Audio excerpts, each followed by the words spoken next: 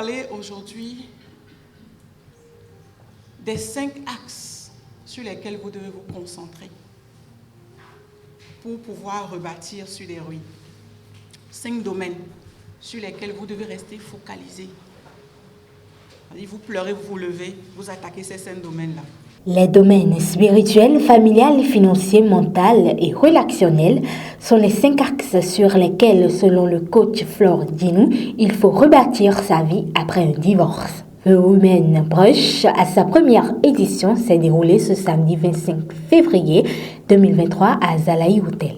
Alors la vie spirituelle, c'est le soubassement, c'est la base. Si l'Éternel ne bâtit la maison, ceux qui la bâtissent travaillent en vain. J'ai travaillé pour un mariage en vain, parce qu'il n'était pas là. J'ai fait tellement de choses. Je me suis donnée, décarcassée, endettée. Ça n'a rien donné. J'ai tout perdu.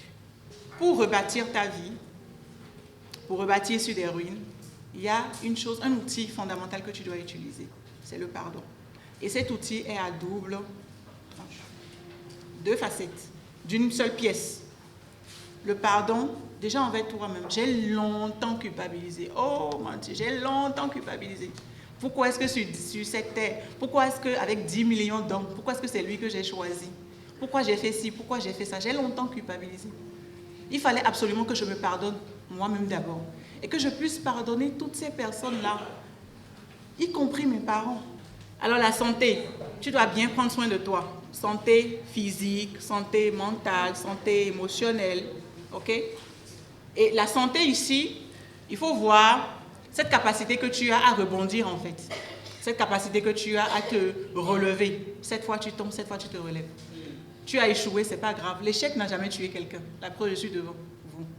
Encore tabou sous les tropiques, le divorce est perçu souvent dans la société africaine comme une rébellion contraire à la tradition et provoque toutes sortes de culpabilités dont sont victimes les 2 partenaires. Beaucoup de couples ne sont plus des couples, mais paraissent comme des couples. Beaucoup de personnes sont divorcées depuis des années, mais sont toujours dans la même maison. Parce que le divorce va au-delà de l'acte légal. La question de la culpabilité dans le couple n'est pas essentiellement liée aux échecs, aux situations d'échec, au divorce et autres. Nous ne pouvons pas nous concentrer ce soir sur la question de culpabilité qui est liée essentiellement au divorce ou à la séparation. Que nous soyons femmes ou hommes, dans nos vies de couple, chacun de nous ressent à un moment donné la culpabilité. En ce sens que nous vivons en suivant des normes de la société. Et lorsque nous nous rendons compte que nous ne sommes plus sur le même chemin, que nous ne sommes pas en train de respecter les normes de la société, nous commençons par nous trouver coupables. Il faut déjà qu'on parte de là, quand on parle de la culpabilité. L'homme est souvent inconscient de certains dons, de certains talents de la femme, et surtout inconscient souvent des souffrances que la femme endure dans le foyer.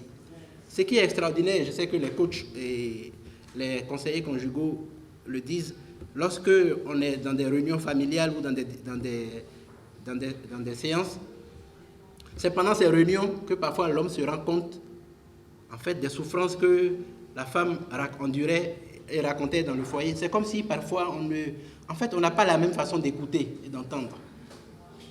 On n'entend pas. Et parfois les femmes sont étonnées en se disant mais tout ce qu'elles disent, elles ont l'impression qu'en fait on n'est pas assez attentif. Mais ce n'est pas... Il ne faut pas culpabiliser l'homme, il ne faut pas accuser l'homme parce qu'il y a une façon d'entendre qui n'est pas la même. Et souvent, on se retrouve dans des réunions familiales ou dans des crises parce qu'on oublie que, justement, nous n'entendons pas les mêmes choses et nous ne voyons pas les mêmes choses. Et c'est d'ailleurs ce qui fait la beauté normalement de la complémentarité. Cette séance Coaching the Women Brunch a permis de comprendre que du mariage au divorce, il n'y a qu'un seul pas et par conséquent, le choix du conjoint est une étape très importante pour un ménage heureux et durable. Moi, j'étais content d'être là, d'entendre les panélistes et ça a été vraiment juste un moment waouh parce que chaque panéliste avait sa touche. Et ça nous a permis donc de pouvoir avoir un super moment où chaque femme a pu se retrouver et pouvait également aussi se poser les bonnes questions. Mais je crois que les femmes repartent, non pas comme elles sont venues, mais repartent avec au moins une clé, j'en suis convaincue.